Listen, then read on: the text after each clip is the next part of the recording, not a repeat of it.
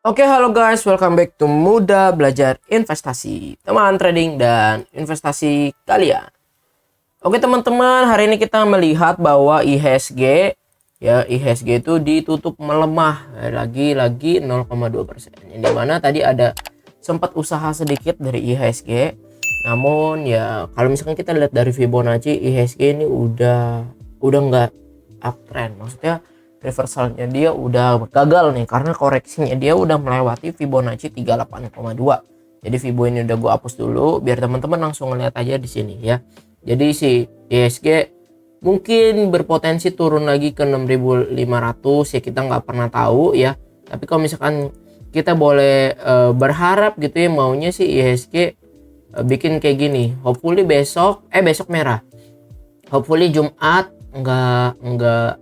nggak jebol lagi gitu dari trendline yang ini. Terus gue juga mau ngomong dulu selamat gitu ya, Indonesia juara 1 SEA Games. Kemarin gue nggak bikin video buat temen-temen, sorry banget karena udah nonton Indonesia. Kayaknya tanggung banget gitu ya. Finalnya seru banget, di prank sama wasit. Oke ya, lanjut lagi nih ke saham. Jadi kalau misalkan dia besok tertahan ya, hopefully ya dia bisa bikin ascending triangle gitu ya. Begini ya, mungkin berpotensi. Nah nanti hopefully ngebreak nih di area di Juni bisa ngebreak gitu. Nah itu sih baru harapan kita gitu ya teman-teman. Kalau misalnya kita ngeliat dari stokastiknya IHSG kan udah berada di area jenuh nih, harusnya jangan turun lagi. Hopefully dia rebound di area trendline ini. Oke ya kita sama-sama, gue cuma mau ngingetin jangan terlalu agresif. Itu kan harapan kita teman-teman. Kalau ternyata nggak sesuai harapan kita ya yang penting money management harus disiplin. Oke ya, jadi semoga teman-teman traders, investor yang nonton video Muda Belajar Investasi, kalian nggak ada yang nyangkut gitu ya, nggak ada yang dilema ambil keputusan, karena seperti yang udah gue bilang, kita harus udah disiplin sama trade plan kita. Stop loss ya stop loss. Oke? Nah, gue mau bahas sedikit satu saham ya, BRIS. Jadi si BRIS ini kemarin ARB, hari ini rebound gitu ya, hari ini rebound tuh, naik lah berapa persen nih? Nggak naik sih, kuning ya, soalnya langsung gap down. Dia opennya itu langsung satu berapa nih opennya itu langsung di 1530, jadi langsung gap down terus naik. Ada buyer yang mau ngangkat BRIS ceritanya karena ini di area demand gitu, area demand jebol jelek gitu. Kalau gue pribadi, gue ada open posisi BRIS gitu ya, tapi stop lossnya gue udah siap kalau dia jebol di 1450. Karena kemarin kan ada isu dia kebobol sama hacker, lalu ada data jebol 15 juta data katanya, BSI atau BRIS, 15 juta data nasabah, informasi karyawan langsung terjebol gitu ya. Terus ya orang ya pasti pada takut lah ya, pasti takut gak sih, pasti takut. Nah jadi BRIS akhirnya kemarin itu sempat ARB turun 4%, 6%. Ya, jadi waktu itu gua ada beli di sini. Tapi ya gagal ya, oke, nggak apa-apa. Oke ya teman-teman, itu untuk BRIS. Jadi kalau misalkan penurunan asal dia nggak turun dari MA 200 ke bawah, BRIS masih aman. Tapi kalau misalkan udah jebol ke bawah ya udah berbahaya lah. Stokastik sama MACD juga stokastiknya dead cross, jadi wajar dia turun, tapi dia udah mau di area jenuh. Dan MACD masih di area plus, cuman histogramnya udah minus. Jadi ya udah, kalau plan gua kayak yang tadi gua ngomong, kalau jebol dari Fibo 50 dan MA 200 ya gua cut loss. Harus disiplin, ingat harus disiplin.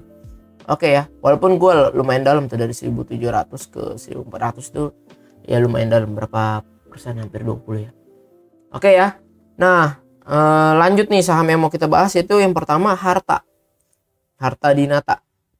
Nah si Harta Dinata ini menarik nih teman-teman, hari ini naik lagi 8% ya. Pergerakan Harta ini emang udah gue pantau, cuman emang belum masukin titik entry. Waktu lalu itu koreksi dia di sini, waktu itu sempat dapat profit kita di sini, pas dia false break nggak kepantau. Tapi teman-teman lihat di sini tuh ada area demand ya, ini gue tarik lagi sekarang, berarti begini area demand yang akhirnya waktu Harta turun berkali-kali nih sampai 9 Mei, penurunannya dia itu volumenya masih cukup besar daripada waktu dia rebound. Jadi waktu itu kenapa gue nggak beli ya, karena itu ya, Dia penurunannya besar, terus reboundnya tuh volumenya nggak terlalu gede-gede amat. Nah tapi volume kemarin dan hari ini besar. Volume kemarin dan hari ini tuh besar gitu. Dan hari ini juga akumulasi, yang dimana akumulasinya itu foreign akumulasi nih 6,9 miliar gitu. Dan volume net value yang terjadi adalah 28 miliar. 28 miliar terjadi di harta. Nah pertanyaannya, kalau misalkan mau entry harta boleh gak besok? Jumat maksudnya. Ya jawabannya boleh saja. Bolehnya kapan? Tunggu mungkin dia pullback dulu ke 404, atau kita ikutin base price nya akumulasi mereka tuh 405. Average mereka akumulasi nih big money itu 405. Jadi besok kalau dikasih ke 404 ya boleh-boleh saja, dan itu kan pas banget di area resistance yang lama yang sekarang menjadi support. Dan kalau misalkan dilihat dari chart pattern kayak begini kan, ini udah kelihatan ini adalah pattern reversal ya, dan uptrend. Bukan pattern reversal, ini pattern uptrend ya, pattern uptrend. Nah jadi ini bagus sih untuk harta. Nah coba kita lihat ke time frame lebih dekat 1 jam, apakah ada chart pattern yang lebih kebentuk. Nah di sini ya teman-teman bisa lihat, di sini tuh dia bikin ada resistance. Di sini kita bikin ini ada triangle ya, ada triangle pattern. Jadi kalau misalnya kita mau gitu, kita masuk ke time frame lebih kecil supaya kita tahu entry-nya di berapa gitu. Ini kan ada triangle pattern tuh ya. Nah terus ya begini kan. Nah belinya kapan ya? Kalau dia ngebreak triangle ini. Nah ini kan dia sempat ngebreak nih. Tapi kalau misalnya ngebreak ini high-nya berapa nih? High-nya itu di 416, ini high-nya 428. Tapi kalau misalnya udah kayak begini, udah settingnya kalau dia ngebreak dari triangle 418 artinya atau 420 biar makin valid, baru kita beli. Oke.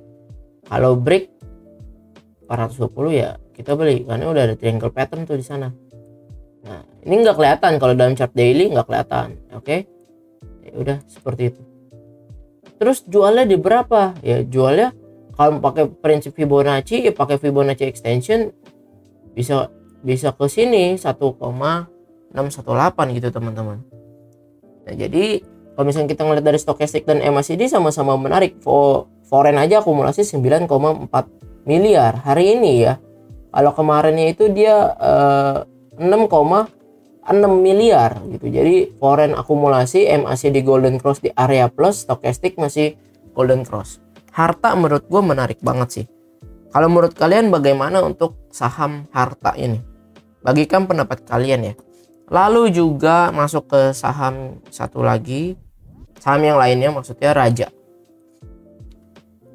Kita lihat nih saham Raja. Nah Raja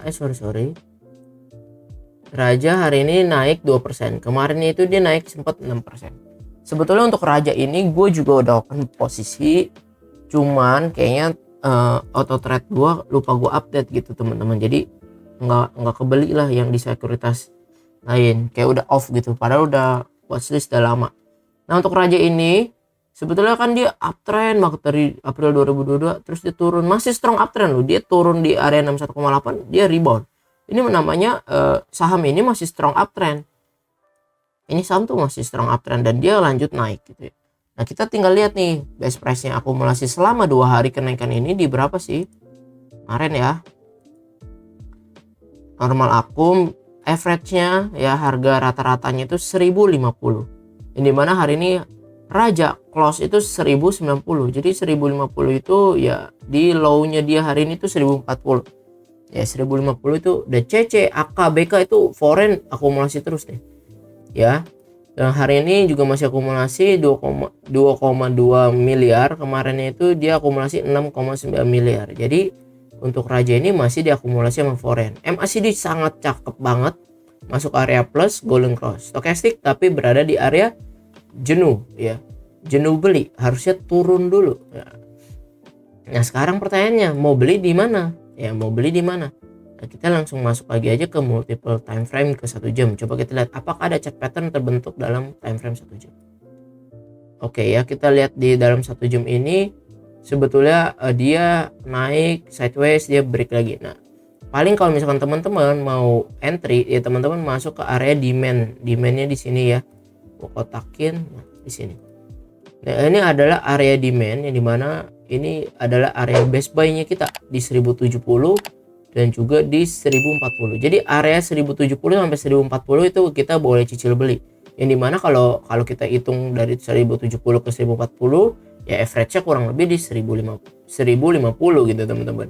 Ya FS aja beli 1074. Nah ini adalah area demand. Jadi besok kalau misalnya kita ngelihat raja koreksi, dikasih koreksi gitu ya ke maksimal area 1040, menurut gue itu ya peluang kalau misalnya bagi teman-teman yang buy on pullback gitu ya.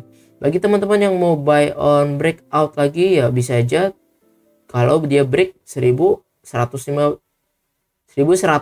gitu ya, lebih mahal lagi karena targetnya si raja menurut gua itu dia masih bisa sampai ke 1170 ini mana ada resistance-nya 1170.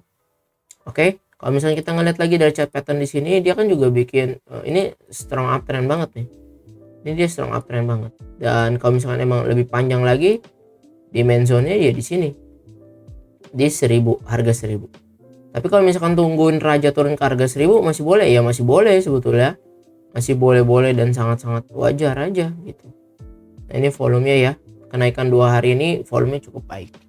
Oke, tapi net value-nya itu baru kurang lebih 17 miliar. Jadi masuknya jangan terlalu gede-gede amat, oke?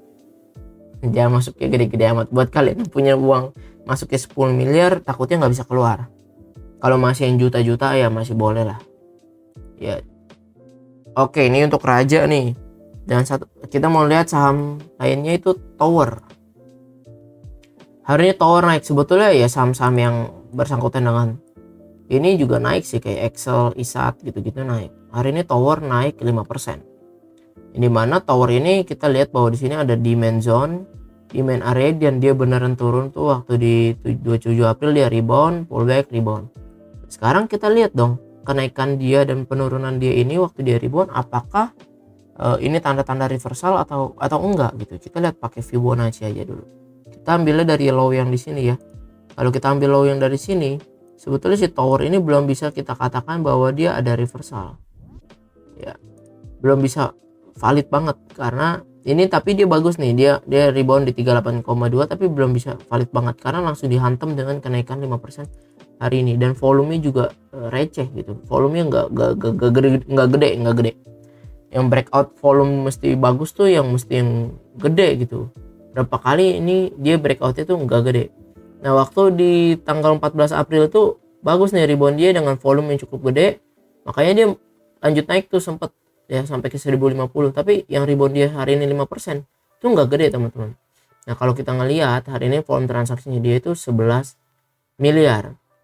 Foreign akumulasi 2 miliar, MACD masih bagus, stokastik bagus. Nah, jadi untuk Tower sendiri menurut gue berpeluang tapi enggak gimana-gimana. Paling dia bisa sampai di 1030, habis itu dia agak susah-susah. Kecuali 1030 itu dia hantam terus dengan volume yang cukup besar ya. Kalau misalkan enggak agak susah deh. Kita lihat ke dalam lagi nih ya. Ini tuh dia ya uptrend. Nah, tapi belum kelihatan chart pattern yang gimana buat kita masuk.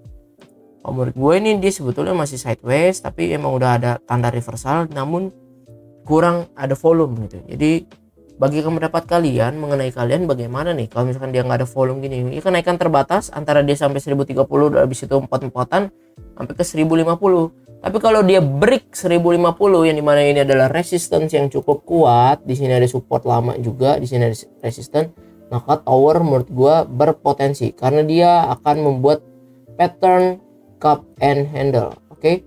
Nah, ini kan dia cup. Dan ini dia bikin handle. Ya. Nah, ini adalah bottomnya dia bikin handle nih. Ya.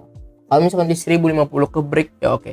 Tapi kalau teman-teman mau entry ya oke lah, gue nggak apa-apa, gue mau entry dulu nih. Entry di berapa ya biar pas di 1050 gue jual gitu ya. Entry-nya gampang, lihat aja average-nya berapa, 987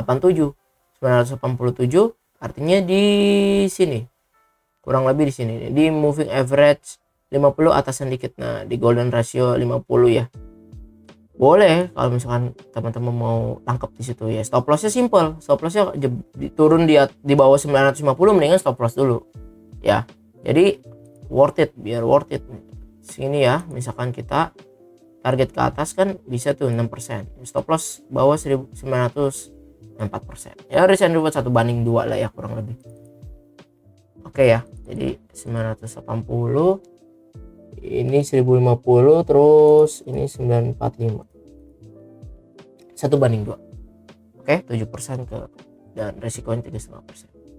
Nah, bagaimana menurut kalian untuk saham ini? Bagikan pendapat kalian. Nah, lanjut nih ke saham selanjutnya gitu ya. Kita mau lihat itu Cepin. Kemarin gue bahas Cepin si ayam-ayaman, cuman pengen kasih tahu aja bahwa si Cepin ini udah dapat area buy gitu teman-teman, udah dapat area buy. Tinggal apakah dia akan capai ke 4%-nya. Ya cuma review sedikit aja. Ya karena kemarin tarikan pullback dia ke bawah ini bagus sih menurut gua. Turun ya, low volume, terus ada tarikan pullback walaupun tapi foreign udah distribusi 20 miliar gitu. MACD ini masih cukup bagus, stokastik bilangnya sih harusnya turun dulu, udah dijenuh. Ya tapi plan kita sama gitu ya di sini. Kalau misalkan teman-teman yang udah entry ya ingat, gue cuma mau bilang entry-nya jangan gila-gilaan karena IHSG lagi nggak baik-baik aja, dan stop loss-nya harus disiplin ya, risk and reward 1:1. Oke ya, so teman-teman, thank you buat waktunya udah nyimak video ini. Semoga video ini bisa bermanfaat buat kalian, dan gue mohon bantuannya teman-teman untuk terus support dengan cara like, subscribe, dan boleh dibagikan ke rekan-rekan yang lain ya, karena itu sangat berarti biar gue makin semangat. Terima kasih semuanya, see you in the next video, bye bye.